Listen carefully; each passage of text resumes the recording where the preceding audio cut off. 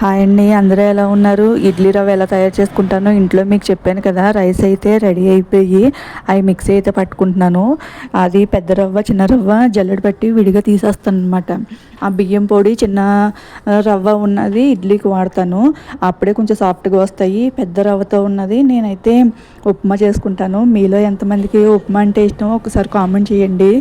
ఈ రోజులు బట్టి ప్రతి ఒక్కరికి ఏదో ఒక పని వచ్చి ఉండాలి, ఇంటి పైనో వంట పనో వచ్చి ఉండాలి. లేకపోతే ఇప్పుడు నాలానే కష్టపడాలి. ప్రతి ఆడపిల్ల పేరెంట్స్ దగ్గర ఉన్నప్పుడు ప్రతి ఇంట్లోనే గారాబంగానే బ్రతుకుతారు. ఒక్కసారి బయటకు వచ్చి చూస్తేనే బ్రతుకంటే ఏంటా, పెళ్లి చేసుకుని చూస్తేనే జీవితం అంటే ఏంటో తెలుస్తుంది. నేను కూడా ప్రతిదీ ఫేస్ చేసుకుని వచ్చాను. కానీ మా అమ్మ అయితే నాకు ఇంటి పని వంట పని ప్రతిదీ నేర్పించేది. ఈ రోజులో ఉండదు, అలవాటు చేసుకోవాలి ప్రతి పని కూడా, నేర్చుకునే పని ఎక్కడికి పోదు అని చెప్పేది. అప్పుడు చెయ్యాలంటే బద్ధకంగా ఎందుకు ఇంత టార్చర్ అనిపించేది. కానీ ఈరోజు ఆ పని నాకు బయటకు వచ్చిన వల్లన్నీ అది కష్టంగా అనిపించట్లేదు. కానీ నేను ఇంత దూరం రావడానికి కూడా నాకైతే ఇష్టం లేదండి. నాకు ప్రశాంతంగా ఇండియా అయితే చాలా ఇష్టం.